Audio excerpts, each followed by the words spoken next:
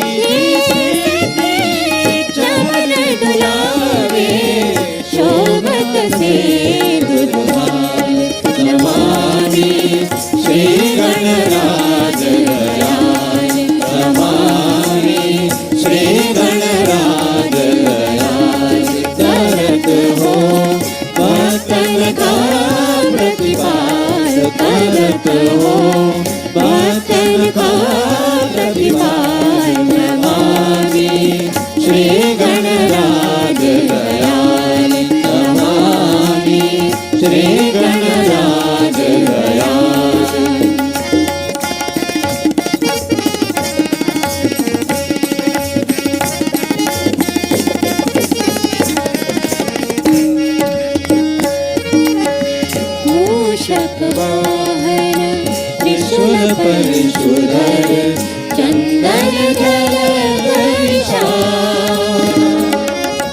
मूषकवाहन त्रिशूल परशुधर चंदन धर ब्रह्मा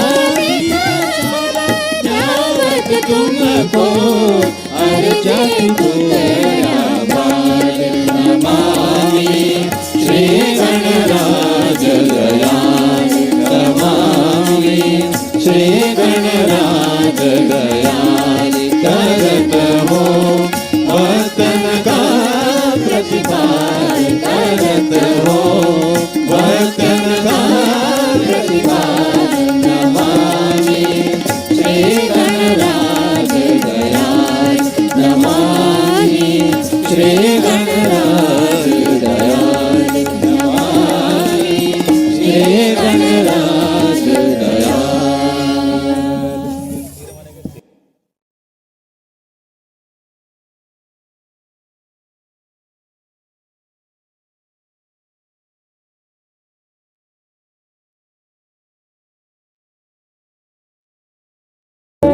ठीक है जी,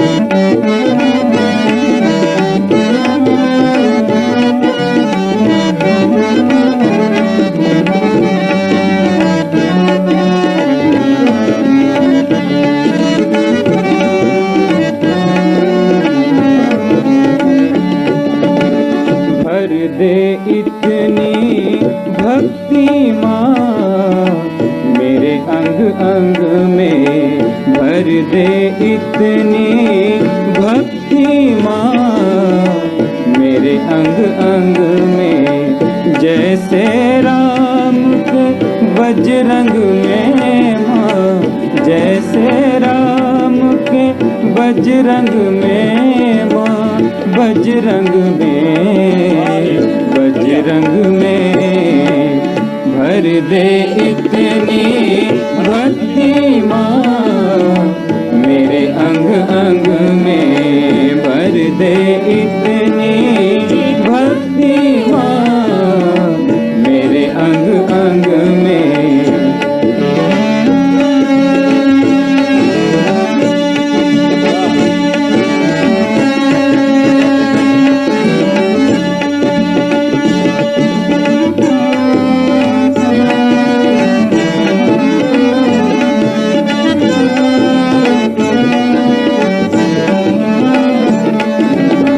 भर दे इतनी प्रीति माँ भर दे इतनी प्रीति माँ जितना पानी सागर में भर दे इतनी प्रीति माँ जितना पानी सागर में कमी नहीं होगी तभी कमी नहीं होगी तभी तनिक तेरे प्यार के आगर में प्यार के आगर में भर दे इतनी भक्ति माँ मेरे अंग अंग में भर दे इतनी भक्ति माँ मेरे अंग अंग में जैसे राम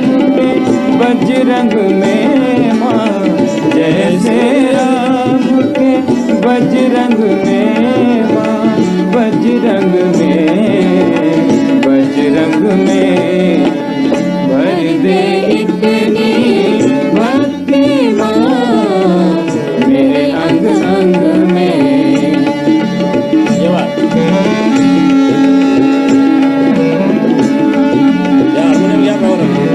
हार्मोनियम क्या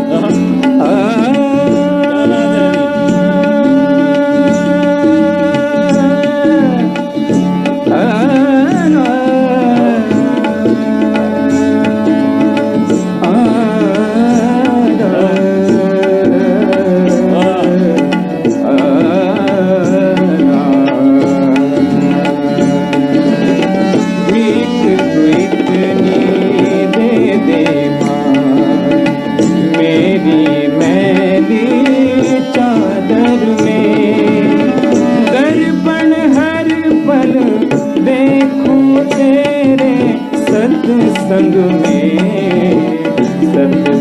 में भर दे इतनी भक्ति माँ, मेरे अंग अंग में भर दे इतनी भक्ति माँ, मेरे अंग अंग में।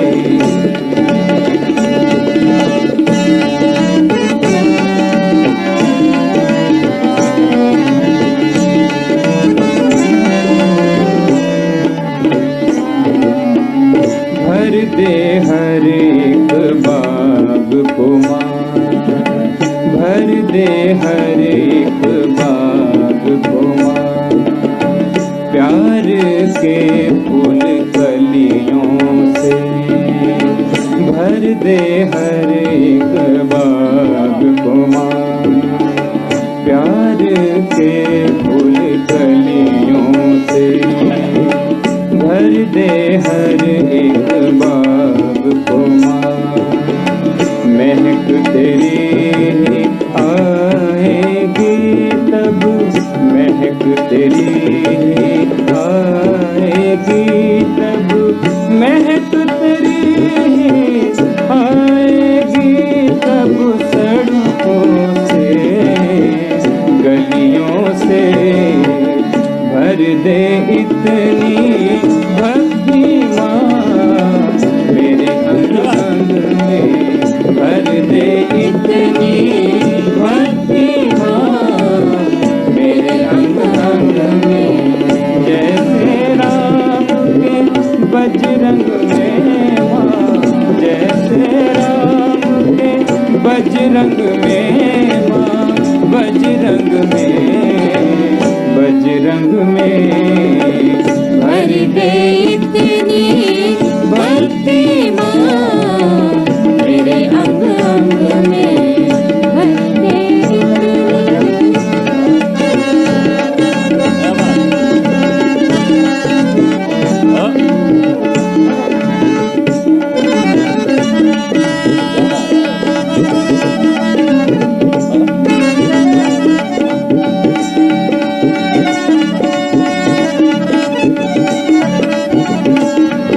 He is playing on the harmonium which was presented to me by Shri Mataji 15 years ago.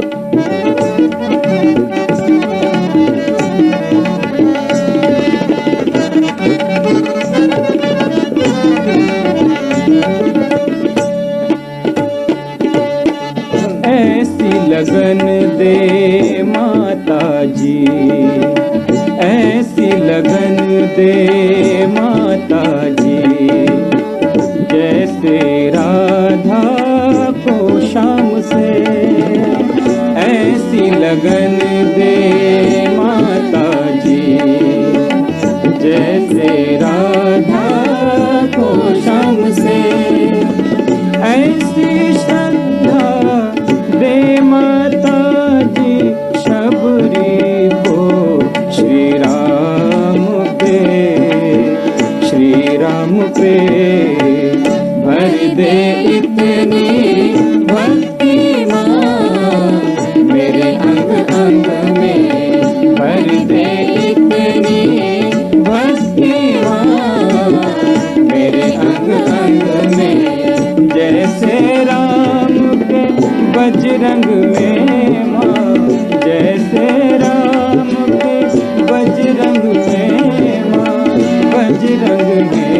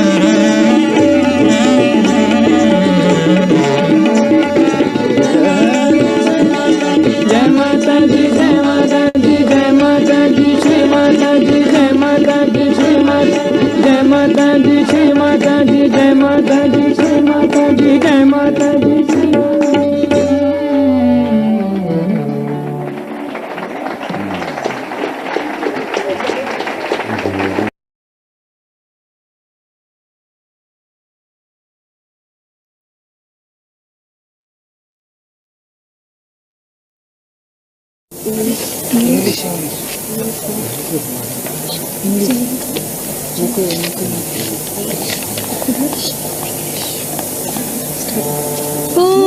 Queen of Universe, O Queen of Universe, O Shakti of Lord Shiva,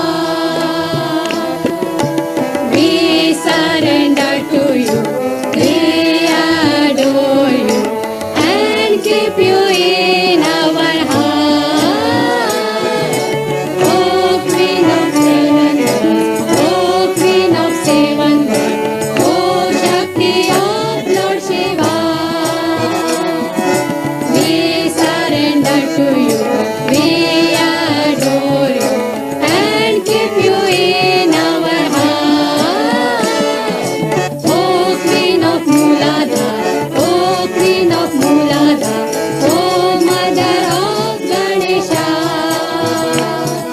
we surrender to you, we adore you, and keep you in our heart. O Queen of Swadhisha, O Queen of Swadhisha, O Shakti of Shri Brahma, we surrender to you, we adore you, and keep you in our heart. O Queen of Manipur, O Queen of Manipur, O Shakti of Lord Vishnu, we surrender to you, we adore you, and keep you in our heart. O Queen of Anahat, O Queen of Anahat, O Mother Jagadamba, we surrender to you, we adore you, and keep you in our heart. O Queen of Vishuddhi, O Queen of Vishuddhi, O Shakti of Lord Krishna, we surrender to you, we adore you, and keep you in our heart. O Queen of Arna, O Queen of Arna, O Mother of Jesus Christ, we surrender to you, we adore you, and keep you in our heart. O Queen of Sasrara, O Queen of Sasrara, O Shri Nirmala Ma, we surrender to you, we adore you, and keep you in our heart.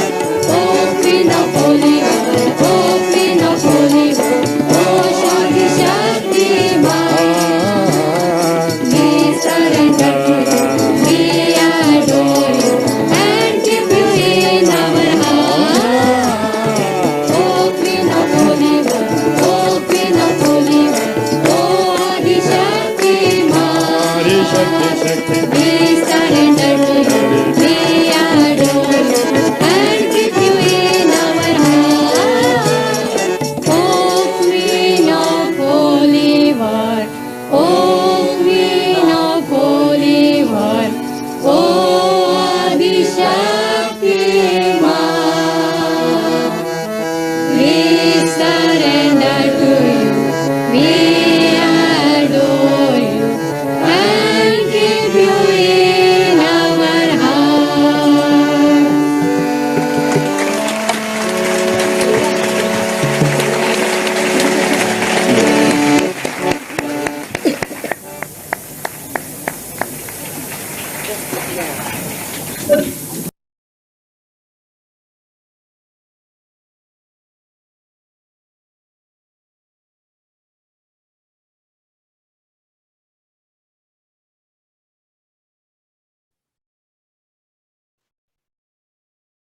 जय श्री माता जी।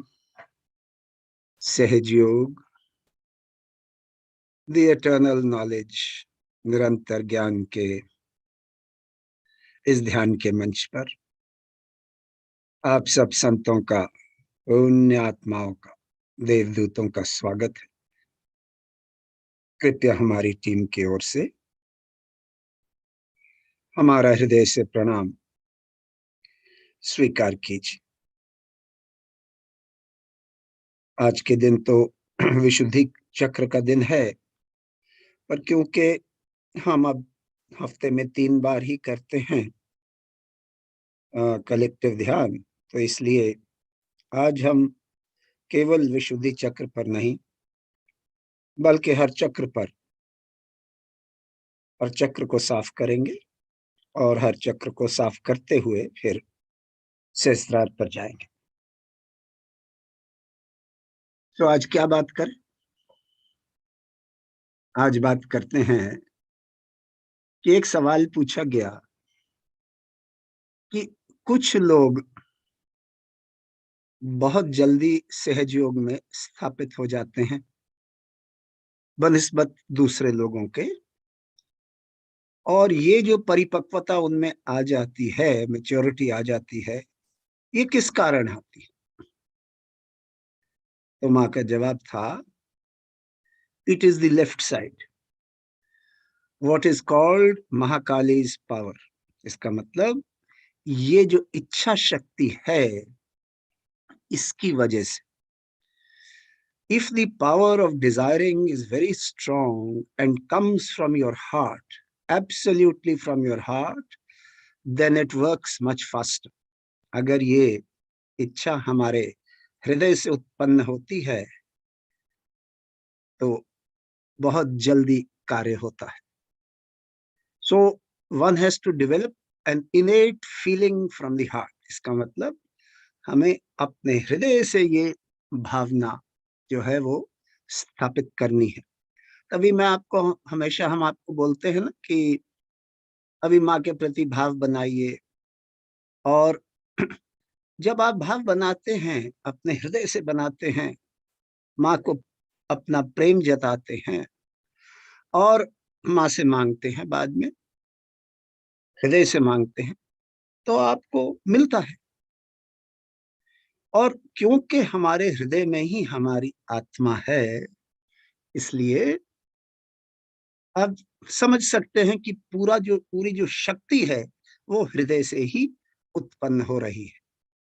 सो पहला point तो ये है कि क्यों लोग जो है, कुछ लोग बढ़ जाते हैं। फिर माँ ने समझाया कि जो ये आध्यात्म का वृक्ष है, ये जो हमारी इच्छा है, जो आध्यात्म का वृक्ष है, इसके जो जड़ें हैं ये बॉम्बे में, मुंबई में है, मतलब महाराष्ट्र में है। इसकी जो शाखाएं हैं वो दिल्ली में है, और इसके जो फल हैं, फ्रूट्स हैं, वो लंदन में है। सो देखिए कितनी सुंदर बात माँ ने समझाई। तो माँ ने कहा कि आप अपने आप को कैसे डेवलप कर सकते हैं, और क्योंकि ये लंदन में बात कर रही थी कैक्सटन हॉल में 1979 में, शुरू में ही, तो उन्होंने कहा माँ ने कि एक अपना ग्रुप बनाइए, उस ग्रुप को बड़ा करते जाइए, जितना बड़ा करेंगे उतनी सुरक्षा होगी आपकी। इस बात को समझिए, जितना बड़ा ग्रुप होगा उतनी ही सुरक्षा होगी, क्योंकि कलेक्टिविटी में ही हमारी सुरक्षा। तो एक बात तो हम ये करना चाहते थे आज। अब दूसरी बात क्या है?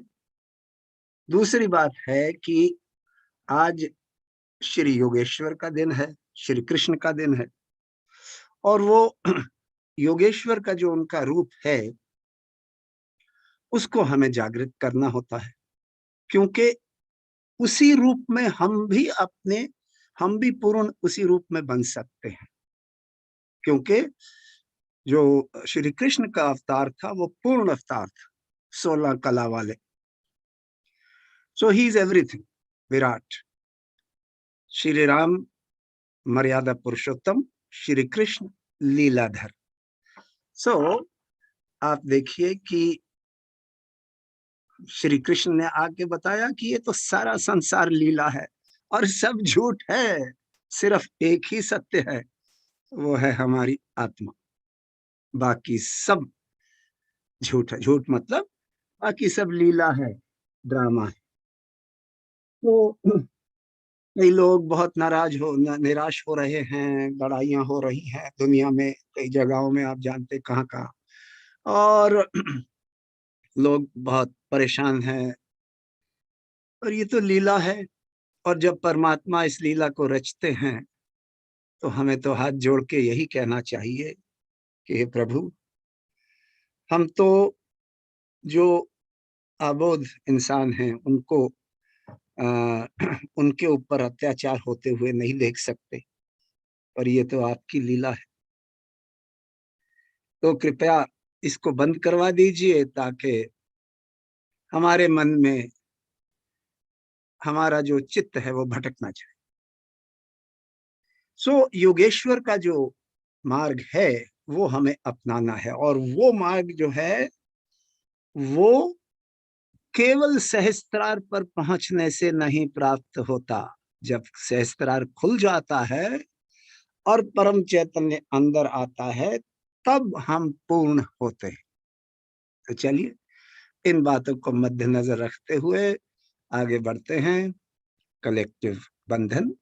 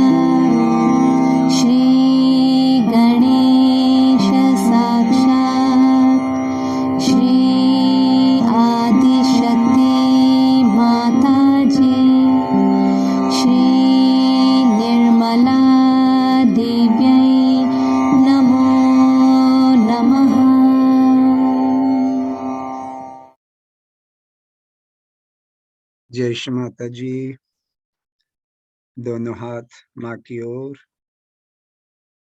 चित्त सहस्त्रार पर, नजर माँ की बिंदी पर, माँ को भक्ति से, श्रद्धा से, पूर्ण समर्पण भाव से निहारिए। और समर्पण को भी समझिए कि जब श्री कृष्ण आए तो उन्होंने बोला अनन्य भक्ति होनी चाहिए, when there is no other। अब तो जब माँ आई हैं तो सारे देवी देवता माँ के अंदर हैं। तो इसलिए जब हम कहते हैं कि समर्पण कीजिए तो इस बात को समझ कर कीजिए कि सारे देवी देवता प्रसन्न होते हैं जब हम माँ के प्रति पूर्णतया समर्पित होते हैं। तो भक्ति, श्रद्धा और समर्पण समझिए, माँ के प्रति सुंदर सुंदर भाव बनाइए।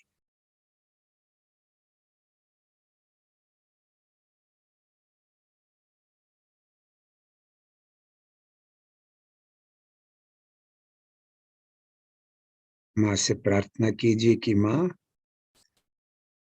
हम सब बच्चे आपसे बहुत प्रेम करते हैं और आप भी हमसे प्रेम करते हैं। माँ, ये जो प्रेम का रिश्ता है इसको इतना मजबूत कर दीजिए कि हमारा चित्त आपके अलावा और कहीं जाए ही ना।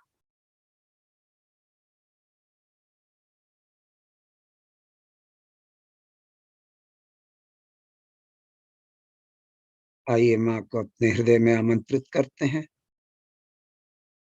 परम पूज्य श्री माता जी, हम बच्चों पर कृपा कीजिए, हमारे हृदय में आइए। माँ को अपने हृदय में बिठाएं, प्रणाम करें और माँ से क्षमा मांगे। माँ, अगर हम बच्चों से कोई गलती हो गई हो, कृपया हमें क्षमा कर दीजिए। माँ, जिसने भी हमें चोट दी है,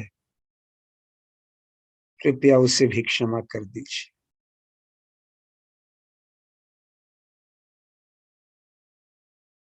आंखें बंद, सर सामने झुका हुआ, हित सहस्त्रार पर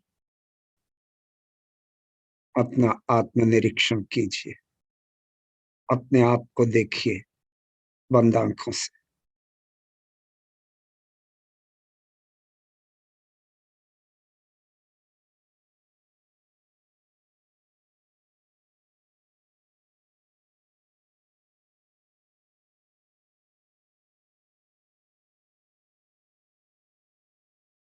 विचार बंद हो जाते हैं तो आइए माँ से प्रार्थना करते हैं।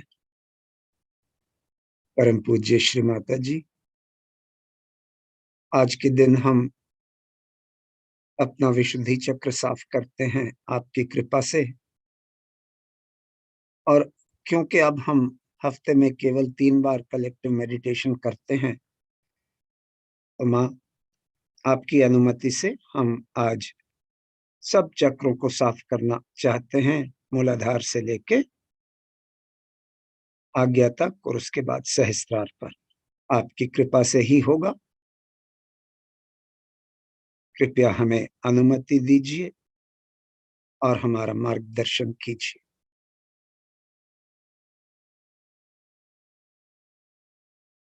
चित्त मूलाधार चक्र पर,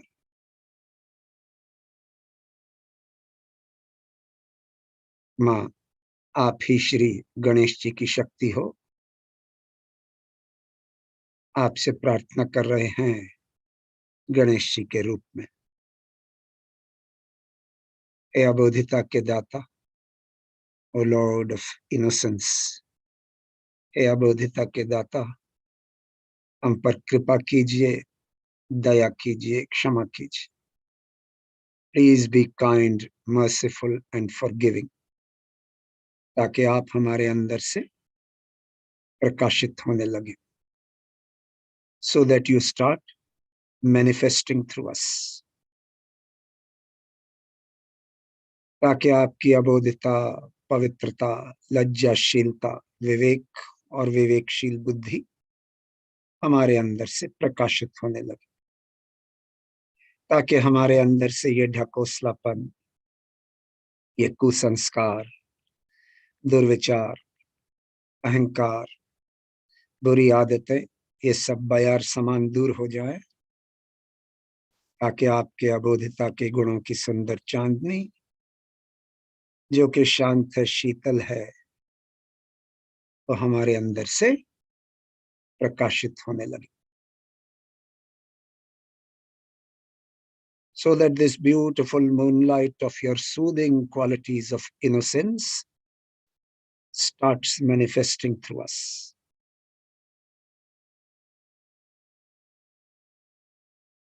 हे प्रभु, गौरी माता की शक्ति के साथ हमारे इस सूक्ष्म यंत्र को साफ कर दीजिए, ताकि आपकी अबोधिता और पवित्रता हमारे हर चक्र पर स्थापित हो जाए और जागृत हो जाए।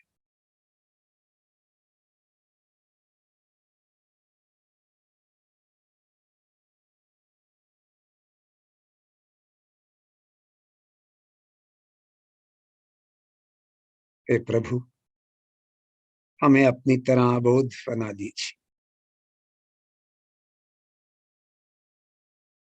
ताकि हम इतने सशक्त हो जाएं कि आपसे ये वरदान मांग सकें कि जहां पर भी हम जाएं, हम अबोधिता के स्रोत बन जाएं। We become the source of innocence wherever we गो।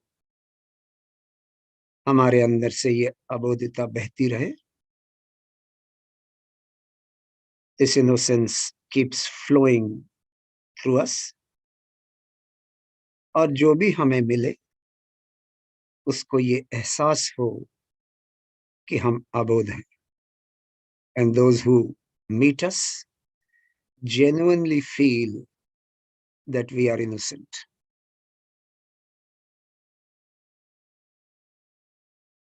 हे प्रभु, हमें नम्रता प्रदान कीजिए। प्लीज मेक अस हम्बल, हमें विनम्र बना दीजिए, ताकि हम आपकी प्रशंसा के योग्य बन सके, so that we can become worthy of your appreciation, your attention and appreciation.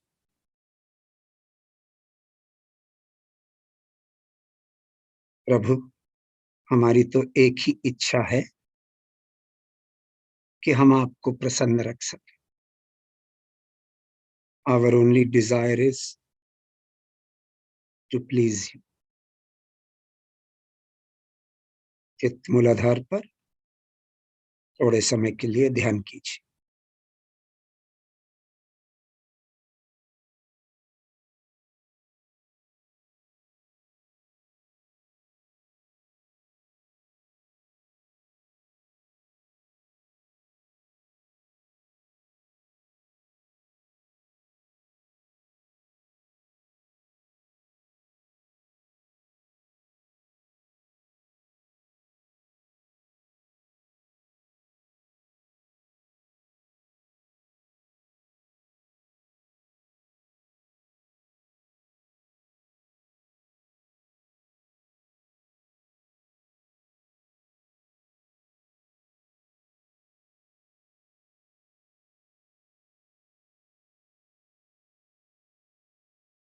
जय श्री माता जी। चित्त नाभि चक्र पर माँ आप ही श्री लक्ष्मी नारायण हो। आप ही कृपया हमें शांति दीजिए, संतोष दीजिए, सुंदर चरित्र दीजिए, हमें उदार व्यक्ति बना दीजिए। कृपया हमें शांति दीजिए, संतोष दीजिए, सुंदर चरित्र दीजिए, उदार व्यक्ति बना दीजिए। आप ही हमारे अंदर हमारी पारिवारिक और आर्थिक समस्याओं का समाधान करती हो। आप ही हमारे अंदर स्थित मान सम्मान हो। You are the royal dignity in us. माँ, कृपया हमें हमारे अंदर श्री लक्ष्मी और महालक्ष्मी तत्व को जागृत कर दीजिए। हमारे अंदर धर्म को जागृत कर दीजिए। कृपया हमें लक्ष्मीपति के गुणों से आशीर्वादित कीजिए।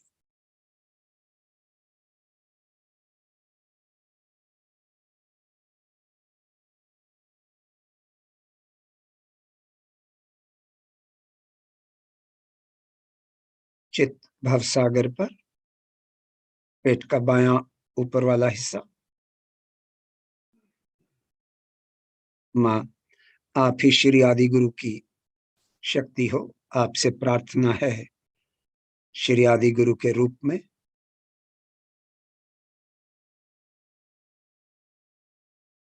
हे प्रभु, हमारे भवसागर में अपनी अबोधता और पवित्रता को जागृत कर दीजिए।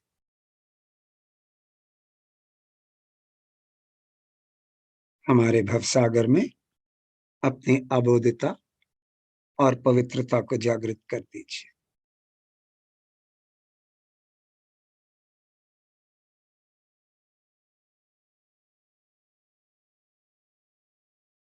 कृपया हमारे भवसागर में गुरु तत्व को जागृत कर दीजिए।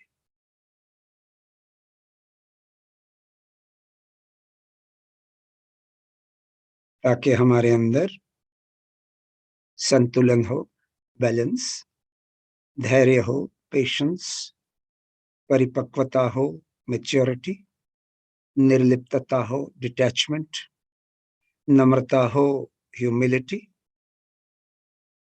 साधकों के प्रति प्रेम हो, लव फॉर ऑल सीकर्स, और सहजयोग का पूरा ज्ञान हो, कंप्लीट नॉलेज ऑफ सहजयोगा, ताकि हम सहज गुरु का कार्य संभाल सके, so that we can fulfill the role of a सहज गुरु।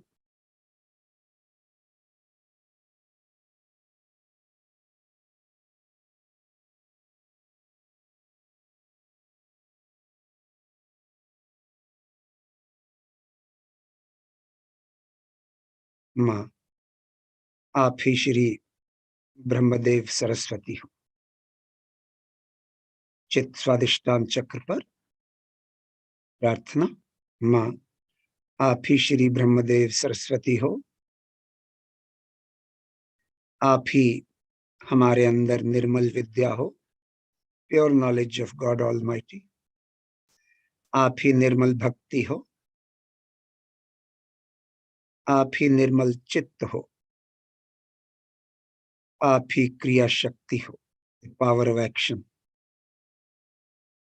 आप ही शुद्ध इच्छा, शुद्ध विचार हो।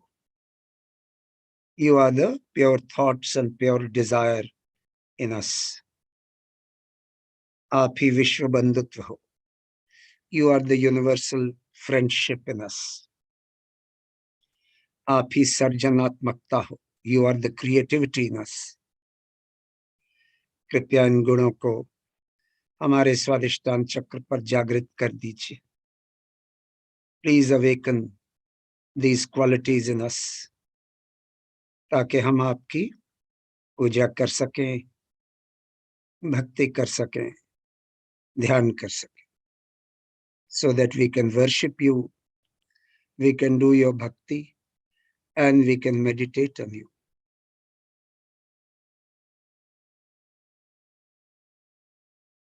ताकि हम अपने स्वयं को सुधार सकें, so that we can improve ourselves, ताकि हम सच्चे सहयोगी बन सकें, so that we can become true सहयोगीस।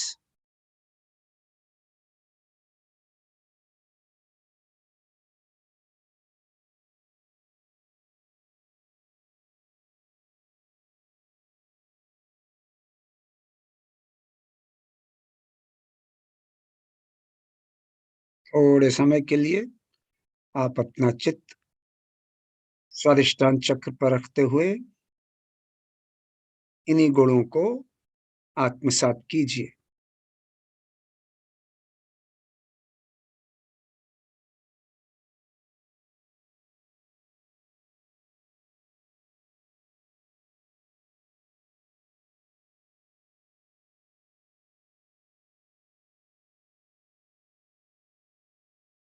जय श्री माता जी।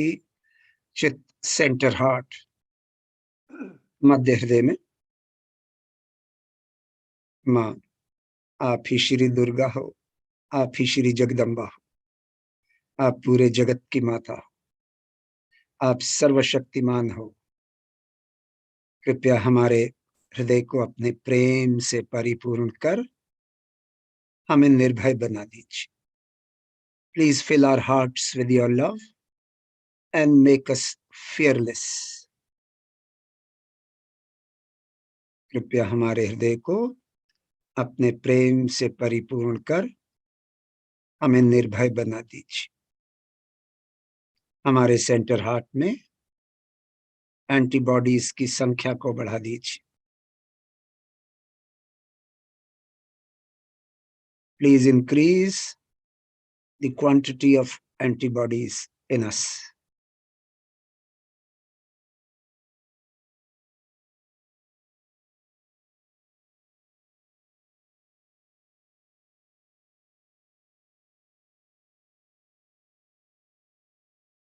आध्यात्मिक रूप में हम इनको गण कहते हैं, भ्रमर कहते हैं। तो कृपया हमारे सेंटर हार्ट में गणों की, भ्रमरों की संख्या को बढ़ा दीजिए, ताकि आने वाले समय में ये सब वायरसेस और इन्फेक्शन से मुकाबला कर सके और उनको नष्ट कर सके।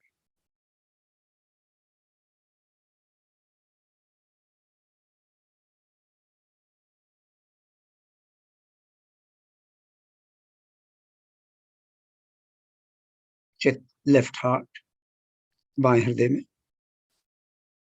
माँ, आप ही विश्व आत्मिका हो, आप ही हमारी आत्मा हो, शिव जी के रूप में हो। आपसे प्रार्थना है, हे करुणा निधि, हमें क्षमा कर दीजिए अगर हमारे से हमारी आत्मा के प्रति कोई गलती हो गई हो। कृपया हमें क्षमा कर दीजिए। कर चरण कृतम वा कायजम करमजम वा श्रवण नयनजम वा मानसम वा अपराधम वहितम अवहितम वा सर्वम मय तत्व क्षमस्व। जय जय करुणाब्धय श्री महादेव शंभु। हे प्रभु, कृपया हमारे अंदर शिव तत्व को जागृत कर दीजिए।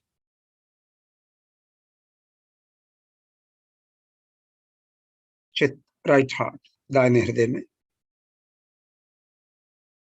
माँ, आप ही मर्यादा पुरुषोत्तम श्री राम हो, आप ही श्री सीता हो, आप ही हमारे अंदर जिम्मेदारी का भाव हो।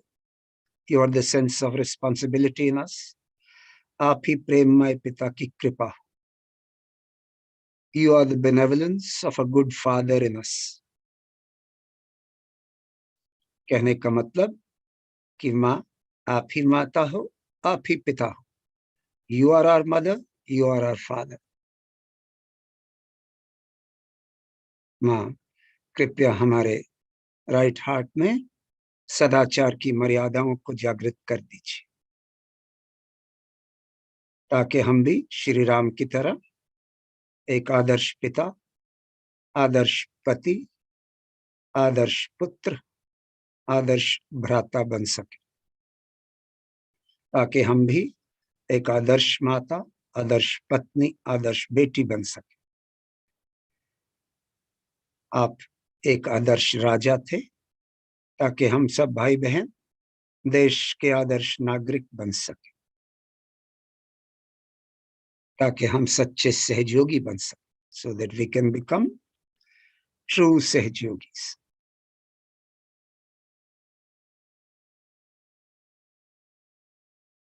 चित्त विशुद्धि चक्र पर माँ, आप ही श्री राधा हो, आप ही श्री कृष्ण हो, आप ही विराट हो, आप ही विराट आत्मा हो, आप ही सर्वव्यापी प्रेम की शक्ति हो, जिसने पूरा ब्रह्मांड संभाला हुआ है, जो इस सृष्टि के रोम रोम में समाई हुई है। आप ही जीवंत क्रिया हो। You are the living process of God almighty.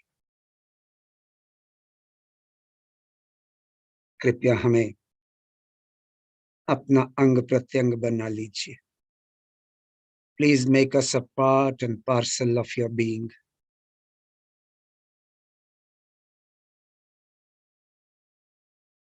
कृपया हमें अपना अंग प्रत्यंग बना लीजिए।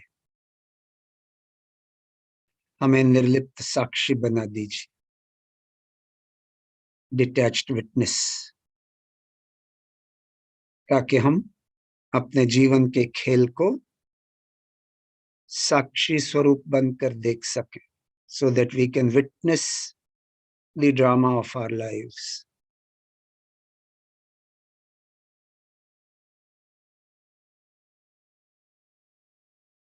माँ, कृपया हमारे विशुद्धि चक्र पर श्री योगेश्वर के गुणों को जागृत कर दीजिए,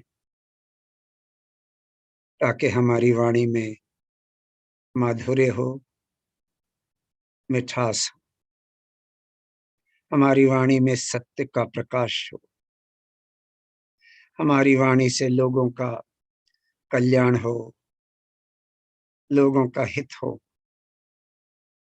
प्रेम का राज्य स्थापित हो।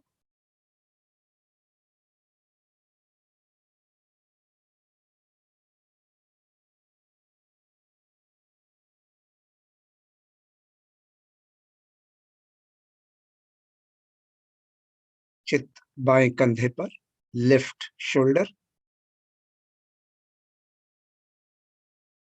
माँ, आप ही श्री ललिता चक्र स्वामिनी हो। हम आपका मंत्र ले रहे हैं। श्री ललिता चक्र स्वामिनी साक्षात।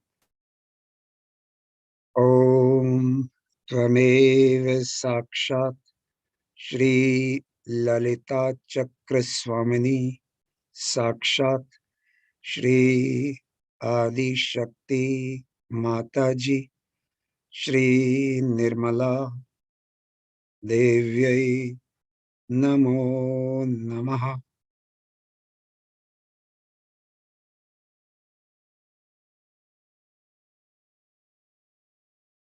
चित्त राइट शोल्डर पर, दाहिने कंधे पर।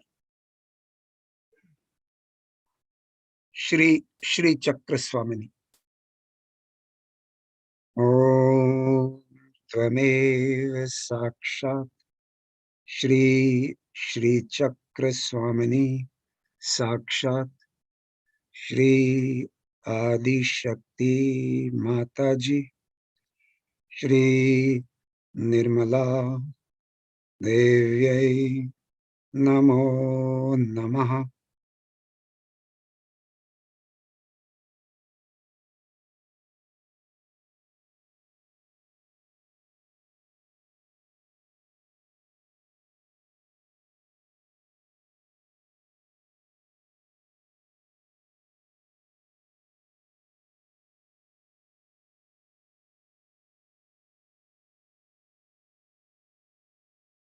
चित्त विशुद्धि चक्र सेंटर, विशुद्धि चक्र पर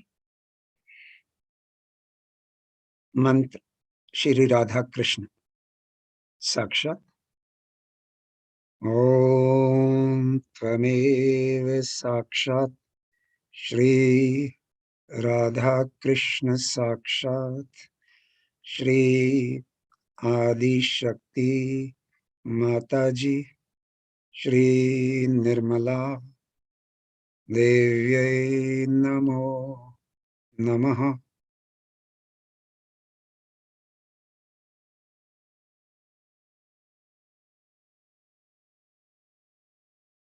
थोड़ी देर ध्यान कीजिए विशुद्धि चक्र पर।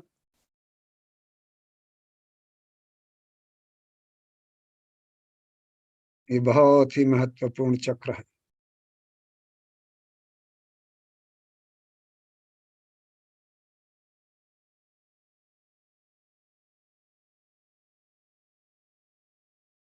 हम पूर्ण सहजयोगी तभी बनते हैं जब ये चक्र पूरी तरह खुल जाता है।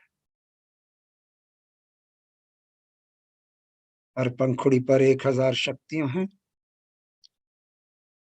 पूरे चक्र में 16,000 शक्तियां।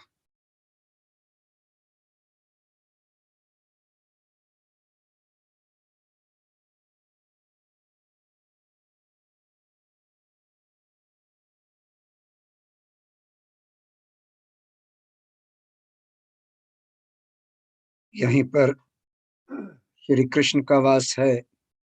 उनका रूप श्री योगेश्वर का, श्री कुबेर का और विराट का रूप यहीं पर है।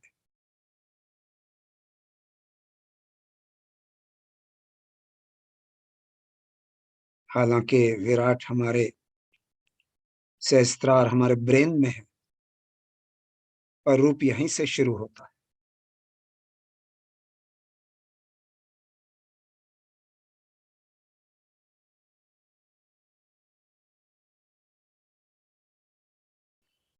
यहीं से हमें सामूहिक चेतना प्राप्त होती है। अगर ये चक्र ठीक नहीं है तो हमें सामूहिक चेतना नहीं मिलती, हम दूसरों को महसूस नहीं कर सकते।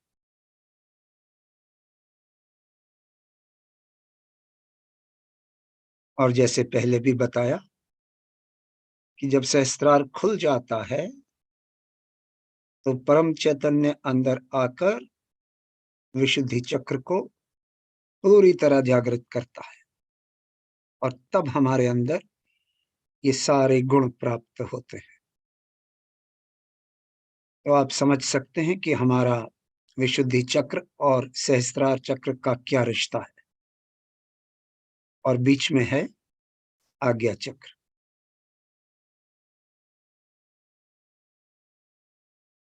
तो चित्त आज्ञा चक्र पर।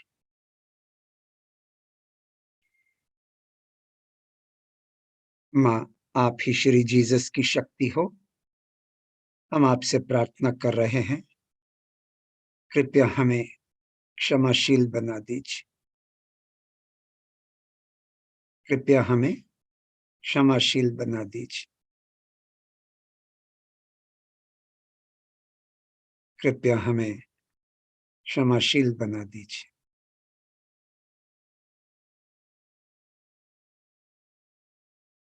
Lord's Prayer.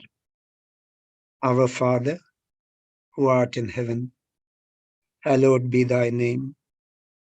Thy kingdom come, thy will be done, on earth as it is in heaven.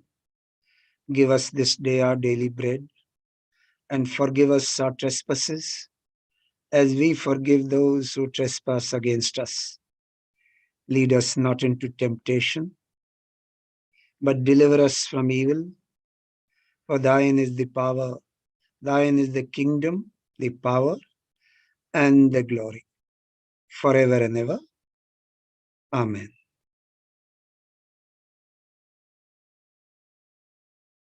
चित्त सहस्त्रार पर। सहस्त्रार तो खुल ही गया है। अब यहाँ पे माँ से मांगिए कि माँ, कृपया हमें योग की अवस्था प्रदान कीजिए।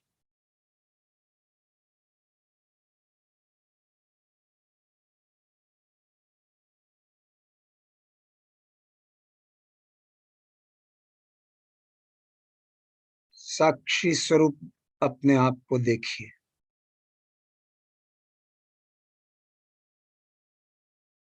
फिर से प्रार्थना कीजिए, माँ कृपया हमें योग की अवस्था प्रदान कीजिए।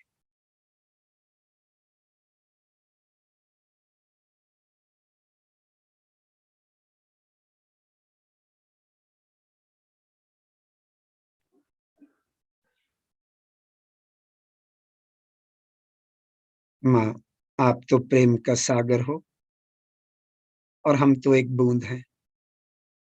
कृपया इस बूंद को अपने प्रेम के सागर से जोड़ दीजिए, ताकि आपके सागर के प्रेम का स्पंदन हमारे जीवन को वाइब्रेट कर दे और हम निरानंद के आनंद में उतर सके।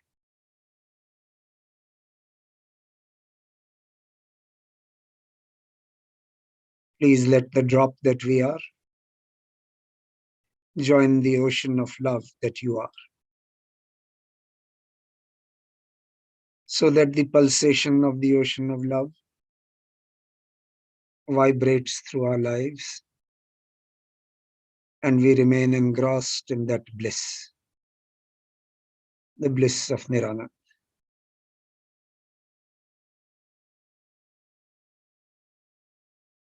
ध्यान कीजिए।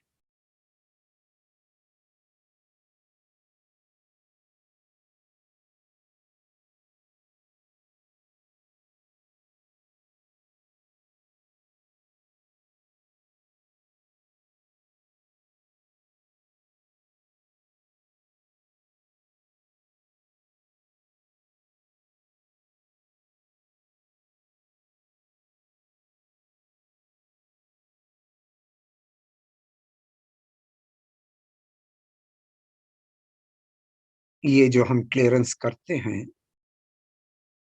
इसके अंदर एक ही बात का ध्यान रखना है कि हमारा चित्त भटकना नहीं चाहिए, नहीं तो आपकी जो क्लियरेंस है वो आधी अधूरी रह जाती है।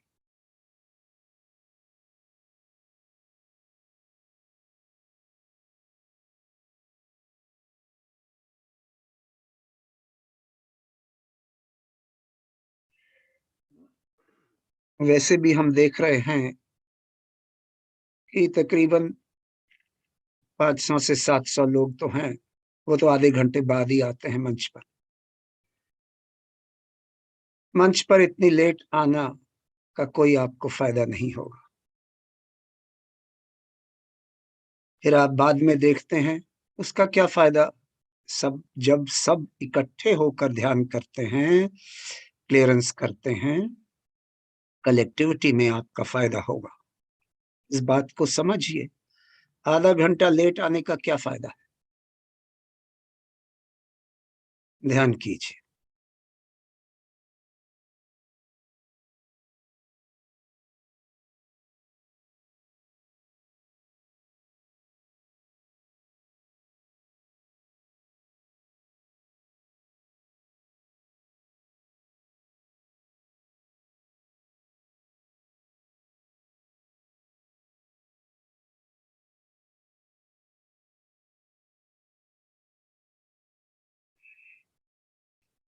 क्लियरेंस हमेशा कलेक्टिव में होती है, तो इस बात को अपने अंदर बिठा दीजिए।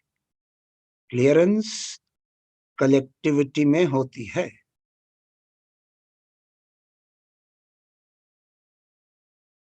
और ये टेक्नोलॉजी तो माने सहयोग के लिए बनाई है। जब हम भाई बहन सब इकट्ठे होकर ऑनलाइन बैठते हैं, तब सबको आना चाहिए एक ही वक्त पर, और वो है सुबह 5 बजे।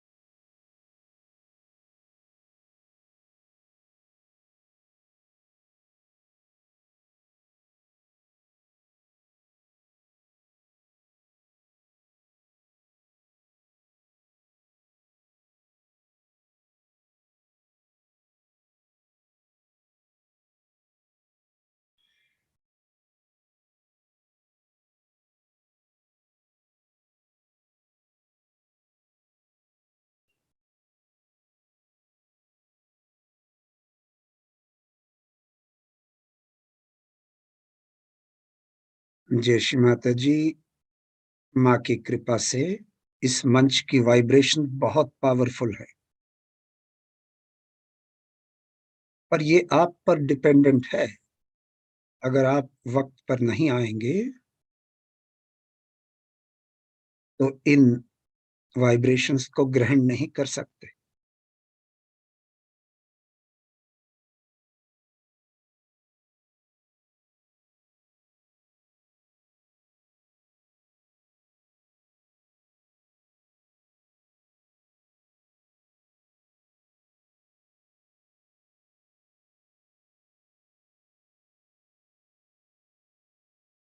बहुत अच्छा, सुंदर स्थिति है।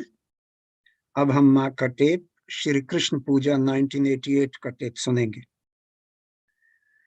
इसके अंदर बहुत सुंदर सुंदर बातें बताई हैं माँ ने, जो कि हम आपको बाद में समझाएंगे मोटे तौर से कि माँ क्या कह रही हैं और क्यों ये महत्वपूर्ण है कि हम श्री कृष्ण के अवतार को समझें और जो मार्ग उन्होंने दिखाया है उस मार्ग पर आगे बढ़े। तो आइए माँ की अमृतवाणी श्री कृष्ण पूजा 1988 को सुनते हैं।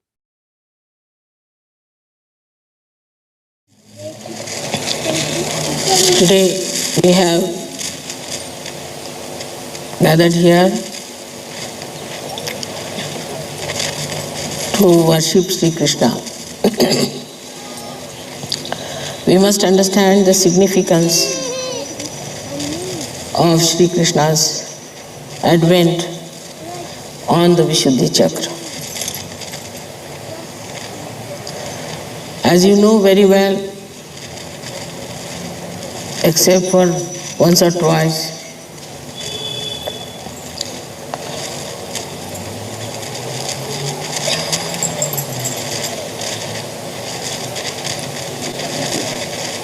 Sri Brahmadeva has taken his incarnation.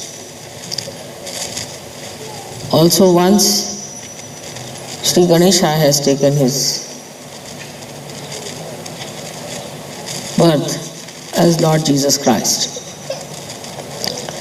But Vishnu Tattva, the principle of Vishnu, has taken many a times birth on this earth, as the goddess had to take many a times her birth. They had to work together many a times,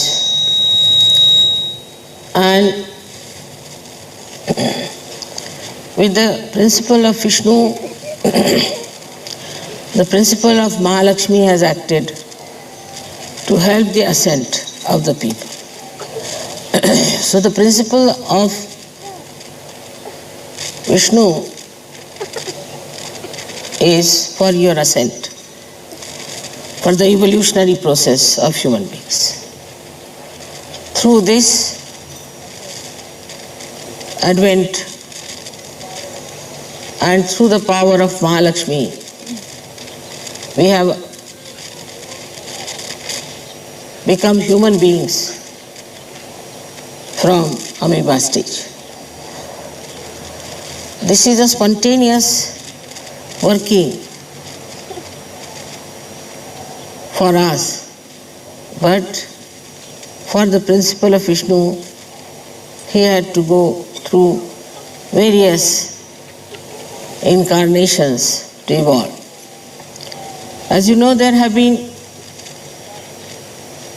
incarnations of Sri Vishnu as a fish to begin with, and went on till it came to the state of Sri Krishna, where they say that he has become complete. But one has to realize that he works on our central nervous system. He builds our central nervous system. Through our evolutionary process, our central nervous system has been built up. And this central nervous system has given us all the human awareness that we have. Otherwise, we would have been just like the stones But through this building up of our awareness one after another, building up different chakras within us, this principle of Vishnu has brought us to the understanding that we have to see the truth and ultimately we have to become Sahajyogis. So this principle of Sri Krishna is so important that at the state, as we call it the Vishuddhi Chakra, we become complete.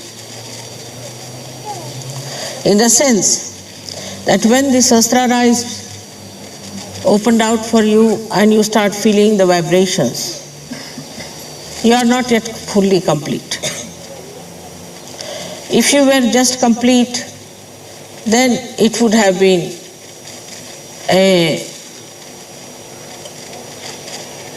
an end of your evolution. Because at that stage, if you had finished it, then there was no need to have Sahaja. But actually it means that once the Sahasrara is opened out, then you have to come down to your Vishuddhi Chakra. That means to your collective. If it is not working on your Vishuddhi Chakra, the enlightenment on Vishuddhi Chakra, you cannot feel the vibrations. As you saw yesterday, the artist started playing in a very new dimension. It's not that only they got awakening of the Kundalini. The awakening of the Kundalini was there, no doubt. But it had to come down to their Vishuddhi Chakra. If I could not have brought it back to their Vishuddhi Chakra, their hands would not have moved that fast. They would have never felt the sweetness, the madhurya of Sri Krishna, and they would not have manifested it. So, all that is expressed through your fingers and hands achieves that new awareness of creating the madhurya, the sweetness. In your art, in your music, in your gestures, in every way your hands are very important. But Vishuddhi Chakra also plays part, as you know, on the 16 chakras or the subplexuses which look after our face, our ears, nose, eyes, neck. All these things are looked after by Vishuddhi Chakra. As a result, also, you can become great actors. You can have eyes which are innocent. You can have a skin which is shining. You can have ears which can hear the divine music. You can have a nose which shows your dignity. In the same way, your whole facial expression changes. If you are a very harsh person and a hot-tempered person, and you have harshness on your face, or else if you are like a beggar all the time, or you are crying all the time, weeping, your face looks so miserable, everything changes and comes into the center where you look beautiful, you look attractive in the divine way, and also you get a very sweet countenance. Also the teeth and the tongue are looked after by Vishuddhi Chakra. So your teeth which are in trouble get cured. You sometimes, as I told you, I have never been to a dentist all my life. So you can imagine that you don't have to go to the dentist anymore if you have your Vishuddhi Chakra all right. Then also your tongue improves. For example, some people are very sarcastic by temperament. They cannot say something sweetly. All the time they are sarcastic, saying sarcastic things. Some people have a habit of abusive language. Some people are extremely beggarish type, all the time talking in a very beggarish manner. There's no dignity, there's no sweetness, and there is no self-confidence for some people. Some people even stammer. Some people cannot stand on the stage and give a lecture. All these things drop out as soon as your Vishuddhi chakra improves. This is only outward. This is the outward manifestation of the Vishuddhi chakra's improvement within yourself through the awakening of Sri Krishna on Vishuddhi chakra. But what happens really is that inside you become a witness. You become a witness in the sense that all that is disturbing, all that is troubling you, all that is a problem, you just start watching it. You start witnessing it. You start seeing it, and you do not get disturbed. That seeing, that witnessing state has a tremendous power. Whatever you see without thinking, your problems get solved. Any problem you have, once you get this witness state, what we call tatastha, means you are standing on the shores and watching the waves to move. Then you know how to solve the problems. So your witness state has to be developed, and sometimes I have seen people have to go through little difficulties to develop that witness state. This is very important, that once the Kundalini starts supplying you from your Sahasrara downward, moving on your chakras and enriching your different chakras on the Vishuddhi chakra, when it has to stay, it really tries to little bit take you through turmoils. And you start thinking that, see, now my life was so blissful, I had so many blessings, and now what has happened? But this is the time when you should become tatastha, means you should become a witness. If you become a witness, everything improves. For example, you are, say, a person who is working in some place. As soon as you become a witness, you see, your attention goes inside and you start watching things from inside out. As a result, you see exactly what's wrong where. And as you have got the power of witnessing, with that power you get over the problems that you have. Problems get solved very easily if you know how to witness the whole situation than to get involved into it. And this is the best state which we call as Sakshi Swarupatva, which you achieve when the Kundalini comes up and the connection is established and the divine ray starts following through that and enriches your Vishuddhi chakra. Now the name of Sri Krishna has come from the word Krishi, meaning the plowing of the soil for planting the crops. Now he is the one who has done the plowing for us, in the sense that he has created us in such a manner that when the sprouting has to be done, you are already ready for it. But as it is, we human beings spoil our Vishuddhi chakra by many wrong things, as you have seen that we smoke or we take drugs or we take tobaccos and all that. So our Vishuddhi chakra goes out. On top of that, if you are a person who doesn't talk at all, or who talks too much, or who shouts and screams and who shows temper, raises his voices, also spoils his Vishuddhi chakra.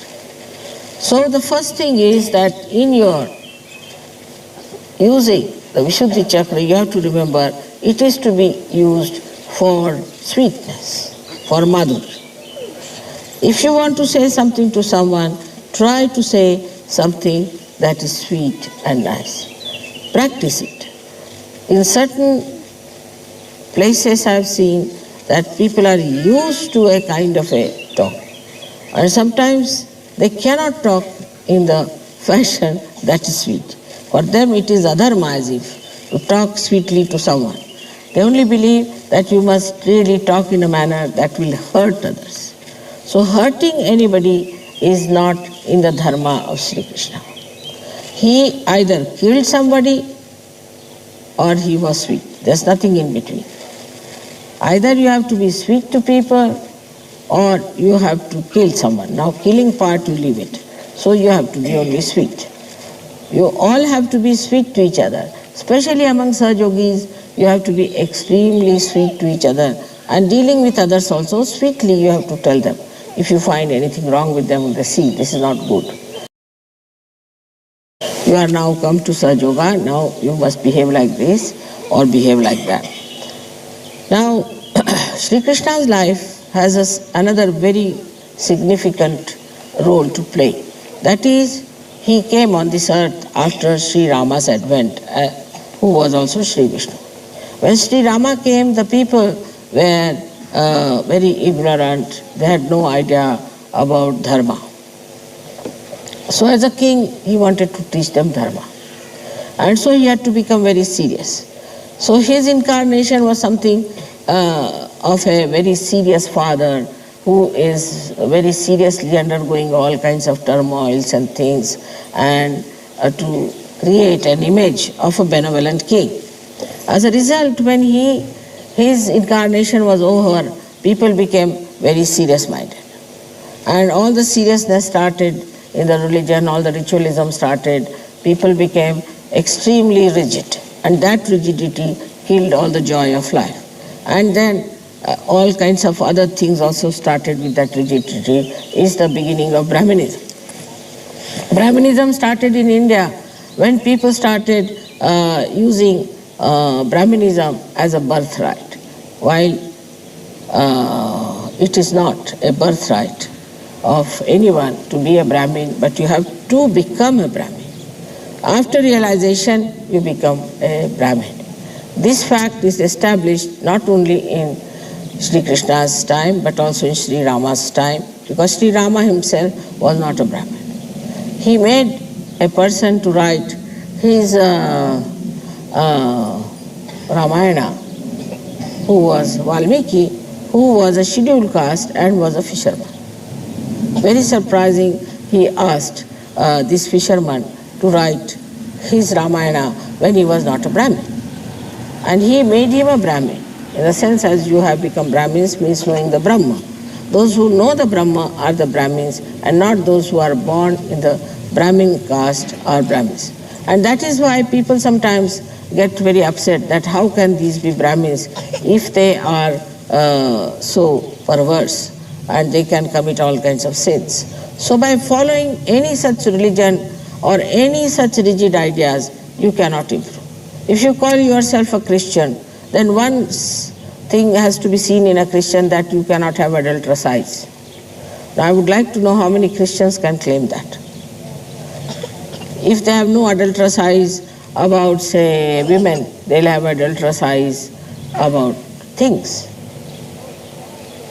So you cannot say that by becoming Christians, we have become really Christians. In the same way we can say about Hindus. In the Hindu religion, Krishna has said that the Atma resides in everyone.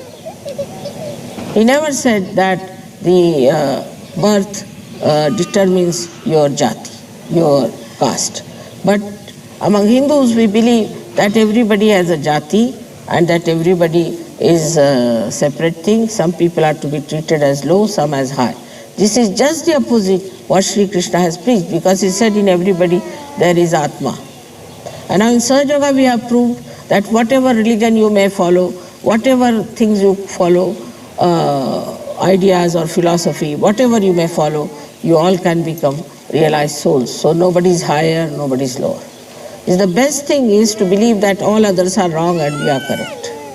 But all of those people who believe like this may have to go to hell directly, because they have not reached the truth. The truth is you have to become a realized soul. And if you are not a realized soul, you are nowhere near God. You have to enter into the kingdom of God. Christ himself has said that you have to enter into the kingdom of God, you have to be born again, and when you will be calling me, Christ, Christ, I won't recognize you. Openly has said it. He has warned you. Say about Muhammad Sahib himself has said, when the time of Qiyamah, as resurrection will come, your hands will speak. And he has also said very clearly, till the Qiyamah, you do all these things like, you see, Rosa and all that. But when the Qiyamah comes, when you get your resurrection, then you don't have to do. It's clearly said it. But nobody is trying to find out the Qiyamah. Only they are trying to find faults with this or that and fight with each other. Now this resurrection time he has already mentioned. When your hands will speak, it's in Sahaja. So after this you don't have to do anything.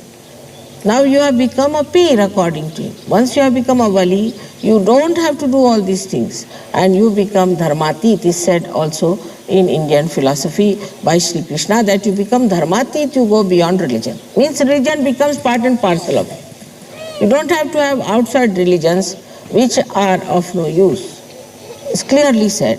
And Sri Krishna has said it as clearly as anybody could say, very, very clearly, that you have to go beyond your gunas, beyond your dharmas. That means you have to become a person who is religious innately. And not to skip it that far, how can I do? And not to become a person who is just outwardly something like Christian, Hindu, Muslim. No, inside you have to become. Now as a result of that, you have seen what Sri Krishna has said, that once you become from inside, then I don't have to tell you, don't drink, don't do this, don't do that, nothing. You just don't do it. You just don't do it. And you understand it so well that this should not be done, that should not be done.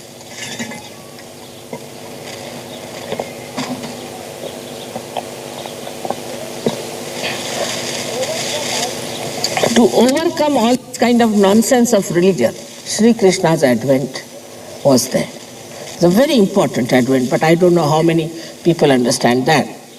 He came to show that it's all Leela, it's all the play of God. What is there to be serious? What is there to be ritualistic?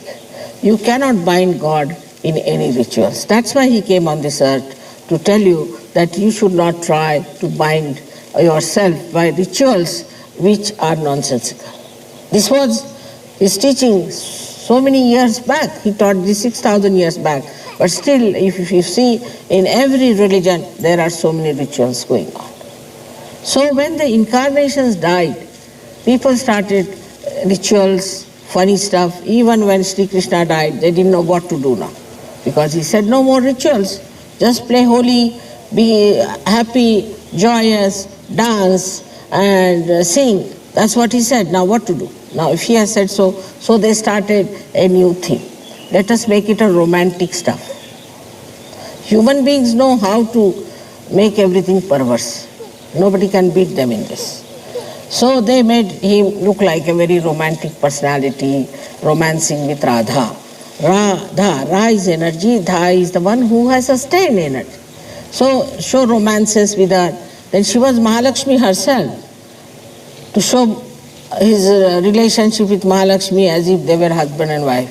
So there were also some poets who started describing them as husband and wife and all kinds of nonsense. In divine relationship, there is nothing like husband and wife. It's the power which is potential and power that is kinetic.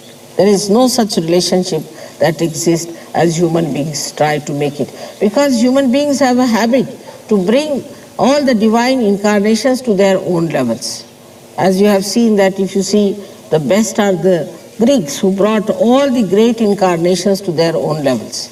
In the same way, they could not do much with Sri Krishna, so they said, all right, make him a romantic personality. That will suit us. So it suited many horrible people. We had one Nawab in Lucknow who had 365 wives. And he used to dress up like Sri Krishna, sometimes like Radha, and dance. And he said, now I've become Sri Krishna. So many, gurus came as Sri Krishna, playing flute, calling everybody else as their gopis and this and that, all nonsense. And we have so many groups now working like that, Brahma, Kumaris and all that. When there is one Krishna, the rest are all gopis and gopas and they don't marry and all kinds of nonsense. This is absolutely absurd and perverse and brings bad name to Sri Krishna. Sri Krishna was Yogeshwara. He was Yogeshwara. He was so detached that once his wives, who were his powers, and they said that we want to go across and worship a particular saint. They said, all right, why don't you go? He said, no, the river is in spate and we don't know how to cross the river. He said, all right, you go and tell the river that we want to go and see such and such saint, and Sri Krishna has said that you come down. If Sri Krishna is Yogeshwara, and if he has had no wife, then you go down. So they went to the river and said that if Sri Krishna has had no wives and he is a Yogeshwara, then please go down. The river went down. So they were surprised that he is supposed to be our husband and still he is Yogeshwara, he is so detached. They crossed over and they went and worshipped the saint. So the saint said, now you can go back. When they were coming back, they found again the river was in spate. So they went back to the saint and he said, now how do we go back? He said, how did you come? He said, Sri Krishna said that you go and ask the river, if I was a Yogeshwara, then you go down. All right. So you go and ask the river that the saint did not eat anything whatsoever and he was absolutely detached about it, so the river will go down. So they were surprised because they had fed him, he has ate everything, he has done everything. So they went to the river and said, oh river, the saint never ate anything, he was absolutely detached about food, he did not touch the food, and the river went down. So they were surprised, how is it that the saint ate everything and did not eat anything? Means he was in aswada. He was not involved into the food. He was detached. And they were surprised. That looks like it looks like a lie from a human point of view. It is not. It is not. That's the fact. He is a Yogeshwara and he is so detached. So people don't understand divinity and they think that how can it be a person who has 16,000 wives and 5 other wives can be a person who is not yet married? Because he was Yogeshwara. And that is what you all have to be, Yogeshwaras. You are married, you have got children. I am happy you are married because that's a auspicious thing to do, to marry to begin with. But you should not get involved with your family, my child, my family. Many people I've seen, they come to SahajaYoga, get married and get lost. Because to them marriage now, I'm enjoying my family now, looking after my family. Our family is the whole universe. It is not just my own wife and my children, but the whole universe is our family. And this is what Sri Krishna tried to show in his life, that the whole universe is your family. You are a universal being. This is what he preached throughout, that you are a universal being and you have to be a part and parcel of the whole. You are the part and parcel of the whole. The microcosm becomes a macrocosm. And this is not a lecture, but has to happen within yourself, that you have to develop your collective consciousness. And this is the gift of Sri Krishna, because at the brain, he becomes a Virata. So now we have three identities within ourselves. On the heart is Shiva, in the brain is Sri Krishna, the Virat, and in the liver, Brahmadeva. So we have three identities. And in the stomach, in the void, as you say, are all the Guru Tattvas, where all the great Gurus from Adinath, Muhammad Sahab, and others up to, we can say, Siddhi Sainath, all of them are the Guru principle which we worshipped last time when we were in Andorra. So, how they are all related with each other, how they have worked out together and brought you to the state of this witness is very important. Now, your Vishuddhi chakra has to be improved. First of all, this feeling guilty business was so much yesterday that I tell you it was impossible to pull it out. There's nothing to feel guilty. It's a fashion, just a fashion. I'm sorry. Morning till evening, I'm sorry, I'm sorry. What are you sorry for? For being a human being or for a Sahaja? So one has to be very pleasant towards oneself also. All the time I'm sorry, I should not have done this, I should not have done that. All the time feeling sorry and feeling guilty spoils your left Vishuddhi. As a left Vishuddhi is spoiled, what happens is that your Sri Krishna Tattva is gone. Then you cannot feel the collective. Then you cannot understand what's gone wrong with you. So just if you have to say sorry, also say sorry to God. And after that, don't say sorry anymore. You face it. Whatever you have done wrong, all right, face it. This was wrong, all right, it will not be done. Do not argue with it. Do not continue with it. Just face it and say this was wrong and this wrong I will not do again. And it's finished. For you are, after all, saints now. You have become now valis. You have become now realized souls. You have become now Atmajas. You have got Brahma Chaitanya. You have seen on your heads there was light. You have seen the proof of it. So I don't have to give you a second certificate. Only thing, you better understand and be aware of your own position. As Sri Krishna has said, you have to be aware of yourself. First to get self-realization and then to be aware of your position. Then you will be surprised how you develop proper attention and proper understanding. Absolutely, it's an easy thing to do as soon as you find that you have achieved that witness state. So please try to make yourself a witness. When you see something, go into thoughtless awareness. That is your food. Don't think. See the beauty that is there. Just pouring in. Just watch how these trees are standing still, just watching you all. See, absolutely still, nothing is moving. They don't allow even one leaf to move. Let it be. Till the breeze starts, mother starts the breeze, till we'll just keep quiet and watch. Like these mountains, how they are steadily watching everything and emitting joy and beauty. In the same way, we have to become a witness. We need not talk too much, we need not keep quiet, but in the center, we should witness the whole thing as Leela. That's why he's called as Leeladhara, means the one who sustains the Leela of persons. It doesn't make you mad, it doesn't make you funny, but it makes you joyous. Anything that makes you joyous is the Vishnu principle of Sri Krishna.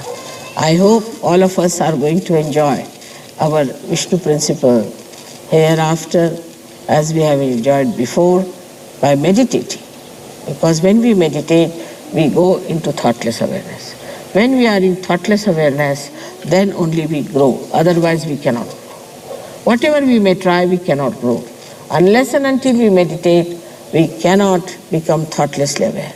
All those who also want to gain in any walk of life, in any dimension, those who want to become, say, great artists, great scientists, great anything, in SahajaYoga is important, you must meditate. Otherwise the Kundalini will come down and you lose all your talents. That's a fact which has to be told, and you have seen how people got transformed. But sometimes it can be very temporary and it may go down if people do not take to it in the proper way. I wish you all very great luck for your witness state. In the witness state, we do not anyway express ourselves in a funny manner, but just in looking at ourselves. Because only we have created all the problems. It is we only, detaching ourselves from ourselves, can see these problems and can solve them. By God's grace, as I know you all are going to grow very much, and this state is to be achieved.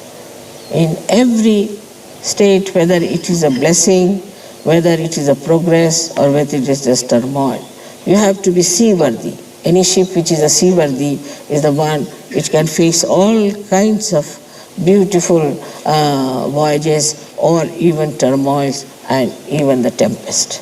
May God bless you.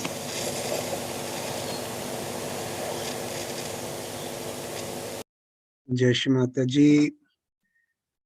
आइए थोड़े समय के लिए ध्यान करते हैं। माँ ने जो सुंदर सुंदर बातें बताई हैं कि सब कुछ हमें साक्षी स्वरूप बनकर ही मिलता है, हमारा विकास भी तभी होता है। तो आइए थोड़ी देर ध्यान करते हैं, साक्षी स्वरूप बनकर ध्यान करते हैं निर्विचारता में।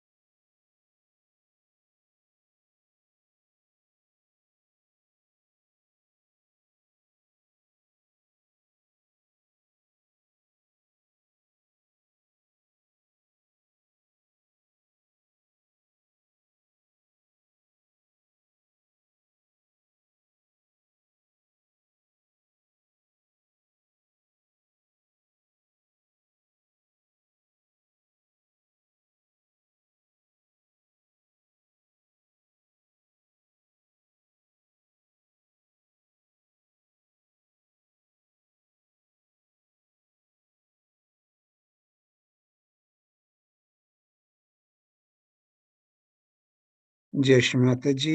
3 महामंत्र।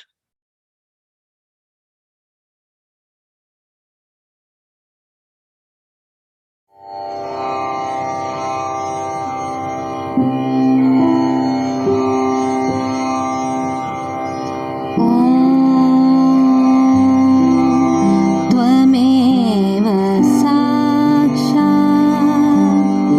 श्री महालक्ष्मी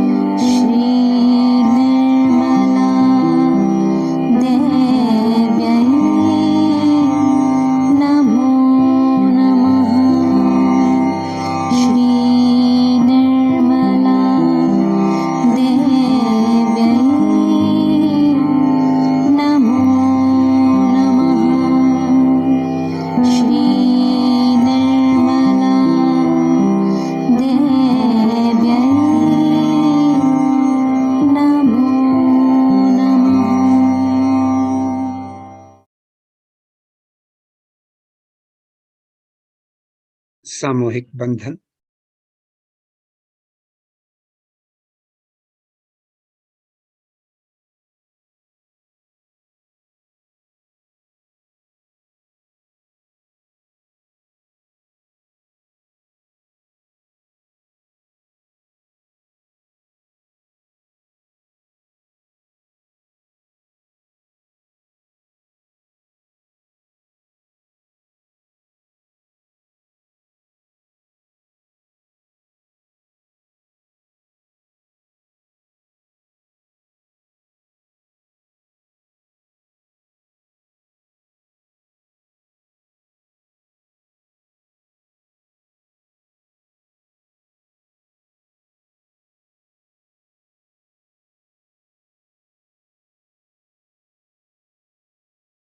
जय श्री माता जी।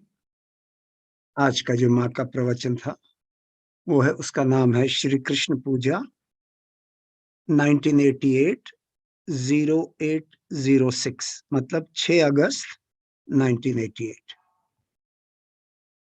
अब इस पूजा का, इस प्रवचन का, माँ के इस अमृतवाणी का महत्व समझिए। और जिसका सार क्या है कि जितने भी अवतार हुए, जब तक श्री कृष्ण धरती पर अवतरण लेकर नहीं आए, जितने भी उनसे पहले अवतार हुए वो संपूर्ण नहीं थे। पूर्ण अवतार पहली बार आए जबकि श्री कृष्ण धरती पर आए। क्यों? क्योंकि श्री कृष्ण ही विराट हैं। इसका मतलब पूरी शक्तियां जो हैं श्री कृष्ण में थी। और मतलब उसके श्री कृष्ण के अवतरण से परमात्मा का रूप धरती पर पूर्ण रूप बन गया। और इसी वास्ते हम कहते हैं जो ये विशुद्धि चक्र है, जब ये चक्र हमारा पूरी तरह खुल जाता है तो हमारे अंदर भी वो पूर्णता आती है। फिर माँ ने समझाया कि विष्णु तत्व क्या है, विष्णु प्रिंसिपल, और यही बात समझाई कि शुरू से अगर आप देखें तो शुरू से जब तक मछली के रूप में आया अवतरण, उसके बाद फिर जब श्री कृष्ण के रूप में आया तो क्या फर्क आया हमारे अंदर, और धीरे धीरे मानव जाति की उत्क्रांति कैसे हुई। वो विष्णु तत्व के साथ महालक्ष्मी की शक्ति के साथ हुई। इसका मतलब मानव जाति महालक्ष्मी की शक्ति के साथ मानव बना। तो ये जो प्रिंसिपल है, ये जो तत्व है, इसको हमें इस किस्म से समझना है। फिर माँ ने बताया कि यही हमारे अंदर जो हमारा सेंट्रल नर्वस सिस्टम है वो तभी बना जबकि श्री कृष्ण का अवतार हुआ। तो मतलब हमारा सेंट्रल नर्वस सिस्टम पूरा कंप्लीट हो गया, जिससे हम अपने आप को भी और सबको, पूरे वातावरण को महसूस कर सकते हैं। सो हमारी जो अवेयरनेस है, वो चेतना है, वो कंप्लीट तब हुई जबकि श्री कृष्ण का अवतरण हुआ। फिर माँ ने हमें ये समझाया कि जब तक हमारा विशुद्धि चक्र पूरी तरह नहीं खुलता तो हम भी कंप्लीट नहीं होते। इसीलिए हमारे अंदर कुछ ना कुछ प्रॉब्लम बने रहते हैं। और ये माँ ने ये समझाया कि देखिए, जब वो आर्टिस्ट्स जो गा रहे थे और इंस्ट्रूमेंट्स बजा रहे थे माँ के सामने, तो वो उनके अंदर वो फर्क क्यों आ रहा था? क्योंकि आदिशक्ति बैठी हैं और आदिशक्ति के शक्ति के साथ उनके अंदर वो पूर्णता आई, जिससे वो अपने आप को एक्सप्रेस कर पाए। फिर माँ ने समझाया कि आपके हाथों में भी जो जो हम वाइब्रेशन महसूस करते हैं वो विशुद्धि चक्र की वजह से।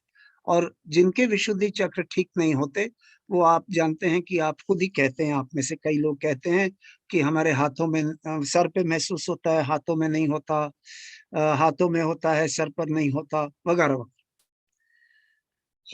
ये विशुद्धि चक्र जो है ये क्या क्या देखता है? ये हमारी आंखों को, हमारे स्किन को, हमारी त्वचा को, हमारे कानों को, हमारी नाक को, ये सबको देखता है, हमारे दांत को।